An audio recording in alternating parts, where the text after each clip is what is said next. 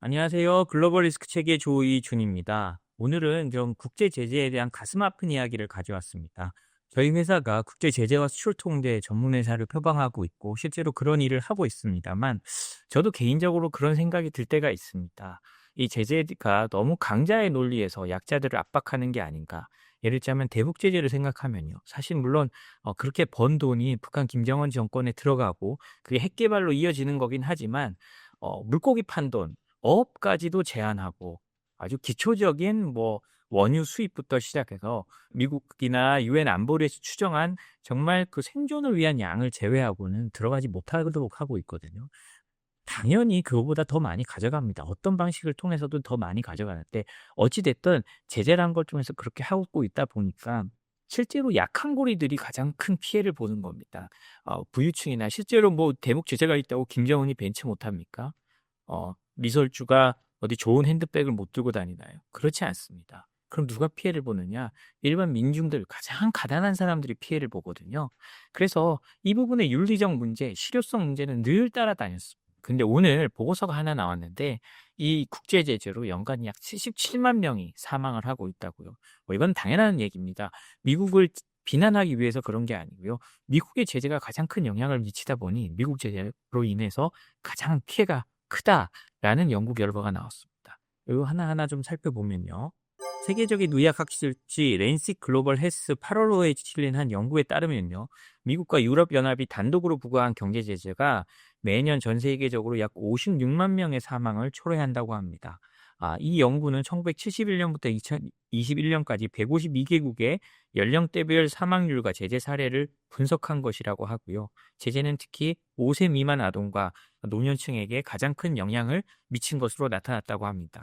그리고 미국과 유럽연합의 제재만으로 56만 명이 죽고 다른 제재까지 하면 연 77만 명이 죽어가고 있다고 하는데요. 금방 말씀드렸듯이 5세 미만 아동과 노년층에게 가장 큰 영향을 미쳤다고 하니까요. 참 가슴 아픈 일이 아닐 수가 없습니다. 이 연구에서는요, 국제 제재가 단순히 외교적 압박 수단에 그치지 않고 무력 충돌만큼이나 대상국 국민의 생명에 심각한 영향을 미친다는 연구 결과라고 합니다. 제가 제재 전쟁이라는 책을 썼는데요. 그 책의 내용도 이런 겁니다. 더 이상 무력 충돌로 전쟁을 하고 싶어 하지 않는다. 왜냐하면 피를 흘리면 정치적으로도 굉장히 문제가 되고 이제 더 이상 전쟁을 국민들이 원하지 않는 시대가 됐으니 그럼 뭘로 전쟁을 하느냐? 총칼을 내려놓고 경제 전쟁을 한다.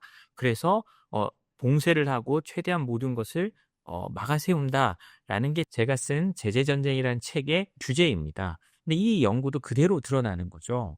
이번 연구는요. 미국 덴버 대학교와 경제정책연구센터라는 곳이 있는데 그 연구진이 공동 수행한 것으로 1971년부터 2021년까지 152개국의 제재 이력과 연령별 사망률 데이터를 종합 분석했다고 합니다. 그러니까 제재를 안 했을 때 사망자 수와 제재를 한 뒤에 늘어난 사망자 수 이런 거를 총합적으로 해본 것으로 보입니다. 그리고 제재는 경제 제재와 독자 제재. 이 독자 제재는 미국과 EU의 독자 제재만을 따졌다고 하는데요. 그리고 유엔 다자 제재로 분류됐다고 합니다. 사망률은 신생아, 유아, 5세 미만의 아동, 그다음에 청소년, 성인, 노인 등 총 7개 연령 그룹으로 나눠서 측정됐다고 합니다. 가슴 아프게도요. 가장 큰 피해는 5세 미만 아동에게 집중됐다고 합니다. 전체 제재로 인한 사망자의 절반 이상이 0에서 5세 미만 아동에게 발생했고요. 그 외에도 60세 이상 고령자에게 미치는 영향도 상당했습니다. 이렇게 보면 사실은 과거 미국이 이라크에 대한 전면적 봉쇄를 할 때 의약품 부족으로 이렇게 아동 사망자가 높았고 고령자들도 많이 죽었거든요. 그런 것 같습니다. 이 경제 제재가 되면 가장 필요한 물품을 못 사게 되는데 보통 제재당하는 나라들이 가난한 나라들인데 가난한 나라들 중에서들 보면 대부분 국토는 넓기 때문에 식량의 자체 수급은 가능합니다. 그러나 각종 공산품, 의약품 이런 게 수급이 안 되는 경우가 굉장히 많거든요. 그러다 보니 아동과 노인들이 더 많이 죽는 경향이 있죠. 북한만 해도 마찬가지입니다. 북한은 음식도 부족하지만 그러다 보니까 영아 사망률이나 이런 것들이 굉장히 많고 그다음에 평균 수명도 우리랑은 비교할 수 없을 정도로 낮죠. 이런 부분들이 참 제재의 역효과라고 할 수 있고요. 정말 이런 제재를 통해서 상대방을 벌을 주고자 하지만 실제로 벌을 받아야 될 사람들은 별 문제 없이 살고 우리가 해방시켜서 잘 살게 해야 할 그 민중들만 더 큰 고통을 받는다는 이런 아이러니가 있습니다. 특히 경제 제재의 경우 제재 시행 초기보다 장기화됐을 때 사망률 증가폭이 더 큰 것으로 나타났는데요. 영아 사망률은요, 제재 도입 후 첫 3년 동안 약 6%포인트 상승했고요. 7년이 경과한 시점에는 10% 이상 상승한다고 합니다. 이는 제재가 길어질수록 의료 체계와 생활 기반에 누적적인 영향을 미친다는 점을 시사하는데요. 연구에 따르면 2010년부터 2021년까지 국제 제재로 인한 연간 사망자 수는 유형에 따라 차이를 보였는데, 모든 종류의 제재를 합친 연간 사망자는 77만 6천 명에 달합니다. 이 중 경제 제재는 약 62만 8천 명의 사망과 연관되어 있는데요. 미국과 EU가 단독으로 부과한 단독 제재에 따른 사망자는 56만 4천 명으로 추정됩니다. 이거는 서로 이제 교집합으로 경제 제재 중에 미국이나 EU가 단독으로 부과한 것도 있고 하니까 이렇게 나오는 것 같습니다. 이는 같은 기간 발생한 전투 관련 연평균 사망자 수인 10만 명을 크게 웃도는 거죠. 뭐 거의 한 7배의 를 웃도는 거니까요. 경제 제재로 죽는 사람이 전쟁으로 죽는 사람보다 훨씬 많다는 겁니다. 그런데 유엔 제재는 통계적으로 유의미한 수준에서 사망률 증가와 연결되지 않았다고 합니다.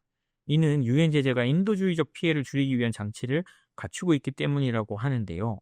이 말은 오히려 생각해 보면 우리가 유엔이 하는 제재는 제재로서의 의미가 없다는 것도 됩니다. 상대를 벌 주지도 못할 뿐더러 이걸 인해서 상대방의 행동 경로를 변화시킬 수 없다는 거거든요. 사실 유엔 제재는 북한에 대해서도 많았습니다. 근데 뭐 북한에 대해서 하면서 이런저런 뭐 예외 조건을 두고 하면서 북한으로 물건이 들어가고 하는데 큰 문제가 없도록 만들어진 것들, 그런 것들도 있거든요. 그래도 유엔 제재 중에서 북한 제재는 가장 센 것 중에 하나기도 합니다. 결국 미국이나 EU의 단독 제재는요, 정권 교체나 정치적 압박을 목표로 하는 경우가 많아 민간인에게 직접적인 피해를 유발하는 경향이 있다고 합니다. 근데 그중에서도 EU 제재는 이 보고서에 따르면 큰 영향을 미치지 않았다고 하니까요. 사실상 미국의 제재가 가장 큰 영향을 미친다고 볼 수 있습니다. 그럼 뭐 그 이유는 미국이 나빠서가 그런 게 아니고요. 미국이 전 세계를 컨트롤하고 있고 전 세계의 돈줄을 잡고 있기 때문입니다. 달러 결제를 못하게 하면 그걸 살 수가 없잖아요. 뭐 유로화 결제를 못하게 한다고 하면 뭐 다른 방법으로는 어떻게든 하겠지만, 달러 결제를 못하도록 하면 전 세계의 뭐 한 70%의 무역이 달러로 이루어지기 때문에 굉장히 어려워지는 겁니다. 그래서 미국의 제재가 무서운 거거든요. 특히 미국의 단독 제재가 사망률에서 가장 큰 영향을 끼쳤다고 하는데요. 연구진이 EU와 유엔 제재와 비교해 본 결과 미국의 단독 경제 제재는요, 거의 모든 연령층에서 통계적으로 유의미한 수준의 사망률 증가를 유발했고, 반면 EU의 제재는 유의미한 결과를 보이지 않았다고 합니다. 제재가 사망률을 높이는 경로는 다양한데요. 가장 큰 문제는 의료 시스템이 마비되거나 기능이 크게 떨어진다는 점입니다. 제재로 인해 국가의 외환 수입이 줄어들면서 의약품, 의료장비, 식량 등의 수입이 어려워지고, 뭐 당연하겠죠. 공공의료 인프라도 붕괴하는 경우가 많습니다. 그럼 이렇게 되는 게 누구 탓이냐? 뭐 오래된 해묵은 문제입니다. 미국 같은 경우는 제재를 해도 인도주의적 부분은 분명히 풀어놓거든요. 인도주의적이면 들어가라라고 하는데 제재를 받으면 인도주의적까지 또 가지도 않았고요. 또 문제는 인도주의적인 걸 풀어놓으면 인도주의적인 걸 이용해서 제재를 회피하려는 세력이 아주 많이 생깁니다. 당연하겠죠. 그 안에서 있는 지도층이나 집권층들은 이 구멍이 있으니 이 구멍을 통해서 어떻게든 자신들의 이득을 챙기려고 할 거고, 그러다 보면 다시 인도주의적 지원까지도 막히거나 어려워지는 악순환이 일어나는 거죠. 여기서도 그렇게 말합니다. 미국이 그렇게 열어놨지만 연구진은 실제로 은행이나 비정부 기구들이 제재당한 국가의 거래 자체를 회피하는 것이 현실이라고 반박했다고 합니다. 실제로요, 올 초에 미국이 국제형사재판소 간부를 제재 대상으로 지정했을 때 여러 NGO들이 2차 제재를 우려해서 이런 국제형사재판소 같은 공공기구와도 협력을 줄이거나 중단했다고 합니다. 이걸 왜 ICC 간부를 제재했냐면 미국이요, ICC가 이스라엘이 지금 가자 지구에서 하는 행동이 거의 전범 수준이다라고 해서 수사하고 기소를 하려고 했거든요. 그러니까 트럼프가 제재를 해서 그 이후에 NGO들은 그러면 이거 형사재판소랑도 하면 안 되는구나라고 해서 그 거래를 끊었다라는 뭐 기사들이 좀 나오기도 했었습니다. 이번 연구는요, 사실은 해묵은 논쟁을 촉발시킨 겁니다. 이 제재가 과연 효과가 있느냐, 그리고 제재가 우리의 목적을 달성할 수 있느냐라는 건데요. 연구진은요, 제재는 외교정책 수단으로 무조건 사용돼서는 안 된다라고 주장하면서 민간 피해를 최소화할 수 있는 설계와 국제 공조를 통한 인도주의적 기준 강화가 필요하다라고 했는데요. 이건 뭐 말하기는 그렇게 쉽지만 우리가 북한만 봐도 알잖아요. 그럼 어떻게 하란 말이냐. 열어주면 그게 다 북한의 핵개발 자금으로 가고 하는데, 그렇다고 닫을 수도 열 수도 없고, 우리도 이런 딜레마에 굉장히 오랜 기간 논쟁을 해왔고, 뭐 진보 정부가 되면 열어주고 보수 정부가 되면 닫고, 이건 뭐 냉온탕을 계속 왔다 갔다 한 거거든요. 이 어디에 답이 있는지 저는 솔직히 모르겠습니다. 그렇지만 이 연구에서 나온 것 같이 제재로 고통받는 거는 김정은이나 이런 권력층이 아니고 일반 민중, 특히 0에서 5세 사이 영아들이 가장 많이 죽어가고 있다라는 걸 우리가 기억은 할 필요가 있는 것 같습니다. 제재 얘기가 나왔으니 대북 제재 얘기 하나 더 해보겠습니다. 북한이 러시아에 AI 연구진을 파견했다고 합니다. 사실 AI 같은 거는 뭐 이중용도 품목이고 군용에도 쓸 수 있잖아요. 그래서 이게 대북 제재에 제척이 되는지 안 되는지 굉장히 이견은 많은데, 이제 뭐 사실은 북한이 러시아에 파병도 하고 우크라이나에서 러시아군을 대신해서 싸우고 있으니까 뭐 대북 제재는 의미가 없어졌다고 할 수 있죠. 근데 그런 상황에서도 이 사람들이 어떻게 하고 있는지 한번 보겠습니다. 조총련 기관지 조선신보는요, 북한 정권이 러시아 등 외국의 인공지능 연구진을 파견하고 있다고 밝혔습니다. 북한도 사실 과학기술이 굉장히 뛰어난 편이잖아요. 그 한정된 예산, 북한 전체 국가 예산이라고 하면 우리나라 대구시 예산 정도밖에 안 된다고 해요. 근데 그 예산을 가지고 ICBM을 만들고 뭐도 만들고 다 하고 있으니까요. 근데 이제는 AI까지 도전하고 있는 겁니다. 유엔 안보리 제재로 과학기술 협력이 제한되는 상황에서도 북한은 독자적인 AI 기술 연구를 지속하고 있고요. 특히 이들은 생성형 AI 개발에 주력하고 있다고 합니다. 이 조선신보와 인터뷰를 한 북한 김일성 종합대학 정보과학부 산하 인공지능 기술연구소의 김광혁 실장은요, 인터뷰를 통해서 북한이 러시아를 포함한 여러 국가에 AI 분야의 유학생, 실습생, 연구생들을 파견하고 있다고 밝혔습니다. 아마 이 여러 국가로 하면 러시아도 마찬가지고 중국이 되겠죠. 김 실장은 국제협력의 일환으로 이런 파견이 이루어지고 있지만 유엔에서 부과한 대북 제재로 인해 정보기술, 특히 인공지능 분야에서 협력에 크게 제약이 있다라고 밝혔다고 하는데요. 김 실장은 유엔 제재로 국제적 연구 성과를 받아들이기 어려운 여건 속에서도 북한은 AI 기술 개발을 지속하고 있다고 강조했다고 합니다. 실제로요, 김 실장은 유엔 제재로 국제적 연구 성과를 받아들이기 어려운 여건 속에서도 북한은 AI 기술 개발을 지속하고 있다라고 하는데요. 그는 세계적인 연구 성과들을 받아들이지 못하게 하고 있다. 이거는 뭐 교류를 못하게 하고 있다라는 겁니다. 근데 실제로 교류 다 하고 있습니다. 어느 정도 다 하고 있고요. 물론 뭐 잘 지키는 분야도 있지만 유엔 제재를 잘 안 되고 이렇게 특히 학문적 교류 같은 건 쉽지가 않거든요. 잘 막기도 어렵고요. 그래서 이 김 실장은요, 우리의 과학기술 발전을 가로막아 나서는 적대 세력들의 부당한 제재 속에서도 연구 사업을 완강하게 진행하고 있다라고 말했다고 합니다. 그는 북한의 AI 기술이 일부 생활 영역에서 상용화된 상태라고 밝히기도 했는데요. 김 실장은 연구소가 개발한 다국어 번역 프로그램 룡마가 영어, 중국어, 일본어, 러시아어, 독일어, 프랑스어, 스페인어 등 총 7개 언어를 상호 번역할 수 있다고 했고요. 2021년부터 휴대전화에도 탑재되어 사용되고 있다고 설명했다고 합니다. 그러니까 북한이 뭐 사실은 저렇게 부족한 자원을 가지고도 ICBM을 쏘고 첨단 무기를 만드는 것을 보면 북한의 진짜 연구 역량이 분명히 있습니다. 이제 그거를 어떻게 발전시키느냐 하는 건데요. 또 이 AI 기술도 북한이 상당히 따라잡아 가고 있다. 그리고 지금까지 북한이 성공시켰듯이 아주 소수의 최정의 인력을 뽑고 집중적으로 교육시키고 그거를 없는 자원에도 최대한 활용해서 따라잡아가는 이런 것도 AI 분야에서도 나타나고 있다라고 볼 수 있을 것 같습니다. 저희가 몇 번 소식을 전해드렸는데요. EU가 지난달에 이례적으로요, 일본의 상선 3척을 제재했습니다. 바로 러시아랑 거래했다는 이유인데요.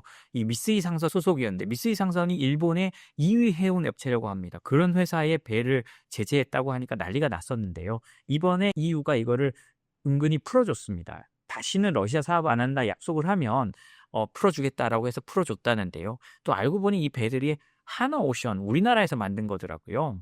그 내용 간단하게 살펴보겠습니다.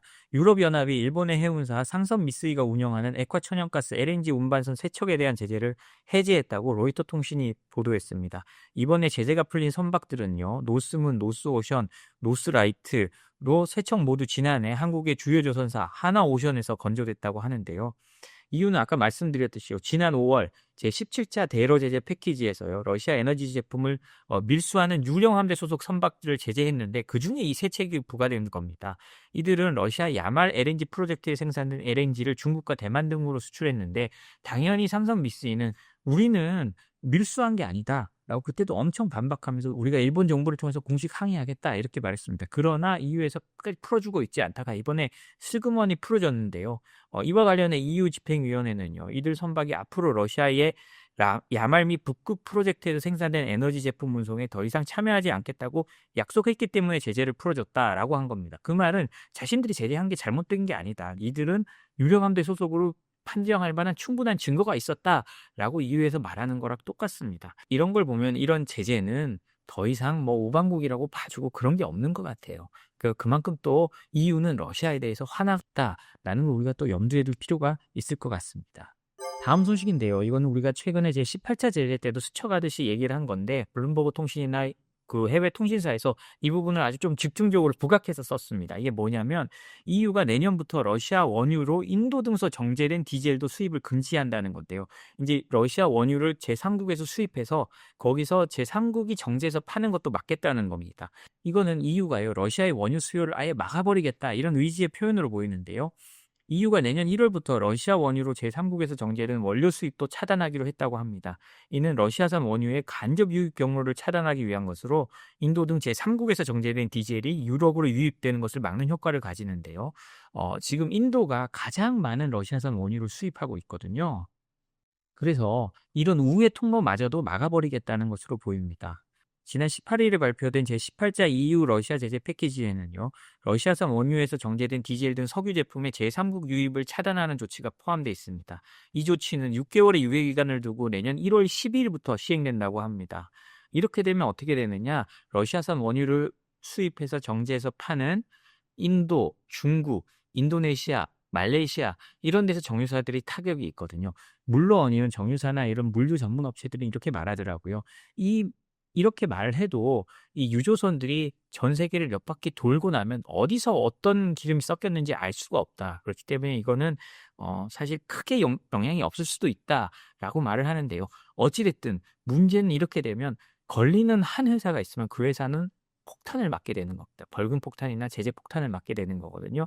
그렇기 때문에 이유가 이렇게 한다는 것은 러시아의 제3국을 통한 우회 수익까지도 철저히 틀어막겠다라는 의지의 표현이라는 것을 우리가 알고요. 앞으로도 우리가 이제 큰 대기업들 같은 경우는 그렇습니다. 원유나 정유 제품을 트레이딩하거나 하는 분들은 원재료의 출처나 가공 경로까지도 이제 철저히 알고 해야 될 필요가 생기는 거죠. 제가 계속 말하지만 대러 제재는 과거에는 뭐 미국과 EU가 보조를 맞췄지만 최근 트럼프 정부 들어서는 미국이 빠져나오면서 EU가 아주 강력한 제재에 동력으로 작용하고 있습니다. 특히 EU는 러시아로부터 생존적 위협을 받고 있기 때문에 점점 이 제재의 진심이거든요. 그래서 우리가 이런 EU 제재도 잘 살펴봐야 될 것 같습니다.